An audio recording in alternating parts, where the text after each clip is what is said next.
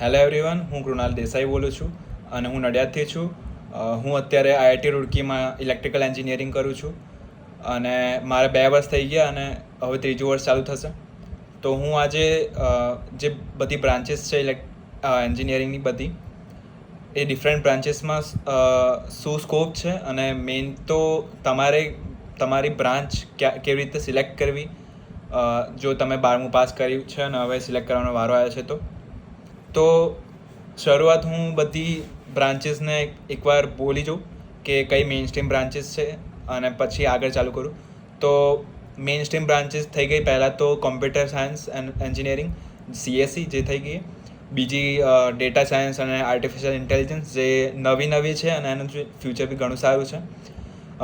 પછી ત્રીજી mathematics and computing જે એન્જિનિયરિંગનું જ બ્રાન્ચ છે અને એને MNC કહે છે લોકો. પછી ચોથી થઈ ગઈ ઇલેક્ટ્રિકલ એન્જિનિયરિંગ અને ઇલેક્ટ્રોનિક્સ એન્ડ કોમ્યુનિકેશન એન્જિનિયરિંગ બી થઈ ગઈ ECE. પછી chemical engineering, civil engineering, mechanical engineering, aerospace engineering. પછી બીજી આ અત્યાર સુધી બહુ મોટી અને મેઇન સ્ટ્રીમ બ્રાન્ચીસ છે. બીજી હવે જે છે એ બહુ રિસન્ટ નવી અને બહુ સ્પેસિફિક ટોપિક રિલેટેડ એન્જિનિયરિંગ છે જે થઈ ગઈ Biotech engineering, textile engineering, environmental engineering, metallurgy engineering, ઘણી બધી બ્રાન્ચીસ છે. તો પહેલી વાત તો સ્કોપ બધી એન્જિનિયરિંગ બ્રાન્ચીસમાં છે જ. એવું નથી કે કોઈ એન્જિનિયરિંગ બ્રાન્ચીસમાં હવે જોબ્સ લાગતી જ નથી. બધી જે કોલેજીસ જે છે એ જે કોર્સ બી ચલાવે છે બધાનો એ એમને નથી ચલાવતી, એની ડિમાન્ડ છે જ. પણ વાત એવી છે કે ઇક્વલ સ્કોપ નથી. કોઈ ઇન્ડસ્ટ્રી અત્યારે બહુ ડિમાન્ડમાં છે અને બહુ બૂમમાં છે અને વધારે જોબ્સ ભરાતી હશે. જે અત્યારે બધા લોકો કહે છે કે IT ઇન્ડસ્ટ્રીમાં જ જવું જોઈએ, કેમ કે એન્જિનિયરિંગમાં એવું થઈ ગયું છે કે એન્જિનિયરિંગમાં બધા જાય છે, બધાને બીટેકની ડિગ્રીઝ તો મળી જાય છે પણ બધાને જોબ્સ નહીં મળતી અને એમ્પ્લોયમેન્ટ અત્યારે બહુ છે એન્જિનિયરિંગમાં, બધા જાણતા જ હશે. તો આ કેમ છે પહેલી વાત તો. અને જે આવી રીતના વિચાર બન્યા છે કે કોઈ આ સ્પેસિફિક ઇન્ડસ્ટ્રી જેમ કે IT થઈ ગઈ એમાં જ લોકો બહુ ફોર્સ કરતા હોય છે હવેના છોકરાઓને. તો આ બધું કેમ છે હું આગળ આવીશ, મારી જે હું વાત કરતો જઈશ એમાં જ આવી જશે આ વસ્તુ. તો આ મેઇન પોઈન્ટ પર આવી કે હવે આપણે તમારે બ્રાન્ચ સિલેક્ટ કરવી છે તો કેમ નહીં કરવી. તો પહેલી વાત તો એ કે બહુ સિરિયસ વસ્તુ છે અને બહુ ઇમ્પોર્ટન્ટ છે કે આ વસ્તુ જે તમે સિલેક્ટ કરશો એ તમારી આખી લાઈફને આગળ ઇફેક્ટ કરશે. તો આને ઘણો વિચાર આપવો પડે કે એવું નહીં કે કોઈ બોલી ગયું કે આ ત્યાં લો, તમારા આજુબાજુના પેરેન્ટ્સ થઈ ગયા, ફ્રેન્ડ્સ થઈ ગયા, એ કોઈ કે રિકમેન્ડ કરે છે કે બધા ફ્રેન્ડ્સ જ્યાં જાય છે ત્યાં હું જતો રહું. તમારે વિચાર આપવો પડશે પોતાનો. તો આ વિચારમાં આ આખી જે સિલેક્ટ કરવાની જે પ્રોસેસ છે એમાં કઈ બાબતો ધ્યાનમાં રાખવી જોઈએ એ હું કહીશ. જેમ જે આ પ્રોસેસ મેં બી ફોલો કરી છે તો હું તમને એ જ કહેવા માગું છું.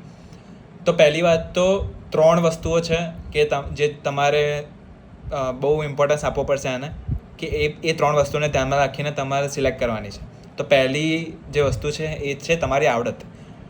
મેઇન તમારી આવડત જ છે કે તમારી આવડત કયા ફિલ્ડમાં વધારે કામમાં લાગશે. કેમ કે બધા માણસોની કોઈકને એક સ્કિલ વધારે આવડતી હોય, બીજી સ્કિલ્સમાં એકલી આવડત ના હોય. તો પહેલી વાત તો આવડત જ આઈડેન્ટિફાય કરો. અને જેમ મેં પહેલાં હું બોલ્યો કે અત્યારે અનએમ્પ્લોયમેન્ટ બહુ છે અને બધા ITમાં જતા હોય છે, પણ ITમાં બી હવે અનએમ્પ્લોયમેન્ટ વધી રહ્યું છે. રિસેશન ને એ બધું આવ્યું હશે, તમે સાંભળ્યું હશે. તો એમાં મેઇન કલ્પ્રિટ આ જ છે કે બધા ભણે છે પણ ગણતા નથી. જે પહેલાંની કહેવત છે કે બધા ડિગ્રી તો લઈ લે છે બીટેકની, પણ જે સ્કિલ્સ નેસેસરી છે, જે જોબ્સમાં જોઈતા હોય છે, જે કંપનીઓ માગતી હોય છે, એ સ્કિલ્સ તમારામાં આવતા નથી. કે એ સ્કિલ્સ ડેવલપ કરવા માટેની જે ટેલેન્ટ નેચરલ અમુક જે હોવો જોઈએ, કે આવડત હોવું જોઈએ, એ નથી હોતી. અને કોઈ બીજા ફિલ્ડમાં આવડત હોઈ બી શકે પણ કોઈ એ લોકો એ ધ્યાનમાં નથી લેતા એના. અને બસ બધા કે IT થોડી વધારે સેફ છે એ કહીને કે IT લઈ લેતા હોય છે. તો એ ના કરશો. તમારી આવડત, તમારા સ્કિલ્સને તમે આઈડેન્ટિફાઈ કરો કે તમે કઈ ફિલ્ડમાં વધારે આવડત તમારી છે. તો એ કેમ નહીં કરવી? તો એવું કહું કે જે 11મું 12મું તમારું હતું એ આખા પીરિયડમાં જે મેઇન 3 વિષયો હોય સાયન્સના, કે ફિઝિક્સ, કેમિસ્ટ્રી અને મેથ્સ, તો આ 3 વિષયમાંથી તમારી પરફોર્મન્સ જે હતી એ કયામાં વધારે સારી હતી રિલેટિવલી બીજા બધા કરતાં? તો અગર તમારા ફિઝિક્સમાં તમારી બહુ સારી આવડત, તમારો પરફોર્મન્સ સારું હતું, તમારા જે માર્ક્સ જે હતા એ સારા આવતા હતા બીજા 2 વિષય કરતાં, તો તમારા માટે ઘણી બધી બ્રાન્ચીસ ખુલી જાય છે દરવાજા એના. જેમ કે civil, mechanical, electrical engineering, electronics engineering, અને બીજી ઘણી બધી જે નાની બ્રાન્ચીસ છે, આ બધાની જ સબસિડરી છે, એ બધી ઓપન થઈ જશે તમારા માટે. પછી જો તમને કેમિસ્ટ્રી સારું ઘણું આવડતું હોય તો તમારા માટે કેમિકલ એન્જિનિયરિંગ, બાયોટેક એન્જિનિયરિંગ અને બીજી બ્રાન્ચીસ છે એ બી ઓપન થઈ જશે. અને જો તમને ગણિત ઘણું સારું આવડતું હોય તો કોમ્પ્યુટર સાયન્સ, ડેટા સાયન્સ અને આર્ટિફિશિયલ ઇન્ટેલિજન્સ અને મેથમેટિક્સ એન્ડ કમ્પ્યુટિંગ MNC, આ 3 બ્રાન્ચીસ તમારા માટે બહુ સારી હશે અને એમાં તમે ઘણા આગળ વધશો. તો આ પ્રમાણે તમારા 11મું અને 12માના પ્રમાણે તમારી આવડતને પરખો અને એ પ્રમાણે તમે બ્રાન્ચ સિલેક્ટ કરવામાં વધારે આગળ જશો. પછી બીજો જે પોઈન્ટ છે એ છે તમારો ઇન્ટરેસ્ટ. કે પહેલી વાત તો કે તમારા જે વિષયમાં આવડત વધારે હશે, જે ફિલ્ડમાં આવડત હશે, એમાં ઇન્ટરેસ્ટ બી ડેવલપ થશે જ. પણ ઇન્ટરેસ્ટને હું અલગથી એટલા માટે લઉં છું કે એનો બી ઇમ્પોર્ટન્ટ ઘણો છે પોતાનામાં જ. કે ભલે કોઈ પણ ફિલ્ડમાં બહુ જ સ્કોપ હોય, ઇન્ડસ્ટ્રીમાં રૂપિયો વધારે હોય ભલે, પણ જો તમને પોતાના કામમાં જ મજા નહીં આવતી હોય તો તમે એ કામમાં એકલા આગળ નહીં વધો એ ફિલ્ડમાં. કે જો તમને એવું લાગતું હોય હું શું કરું છું, આ જોબ કેમ લીધી ને એવું બધું આગળ જઈને થશે જો તમને ઇન્ટરેસ્ટ નથી એ કામમાં. તો તમારા ઇન્ટરેસ્ટ બી બહુ મહત્ત્વનો છે. અને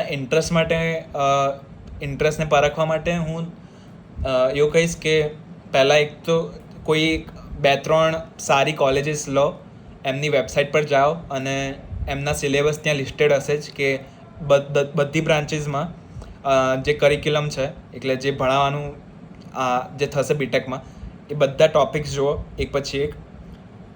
તમે ટોપિક્સ જોશો એના પરથી તમને ઇન્ટરેસ્ટ જાગવા મળશે કોઈ એક પર્ટિક્યુલર બ્રાન્ચ માટે. તમને ખબર પડશે કે ના, આ ટોપિક્સ મને સારા લાગે છે. આમ ડીપમાં નહીં જોવાનું, ખાલી ટાઇટલ્સ જોવાના, ટાઇટલ્સ પરથી ઘણું બધું ખબર પડી જાય. તો એ પ્રમાણે તમારે ઇન્ટરેસ્ટ તમે ડેવલપ કરી શકશો અને ઇન્ટરેસ્ટ પરથી તમે વધારે સારી રીતે તમે બ્રાન્ચ સિલેક્ટ કરી શકશો.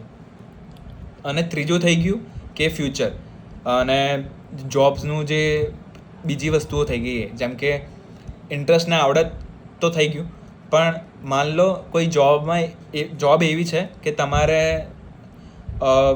કંઈક પર્ટિક્યુલર વસ્તુ જોબમાં એવી છે જે તમને નહીં ગમતી.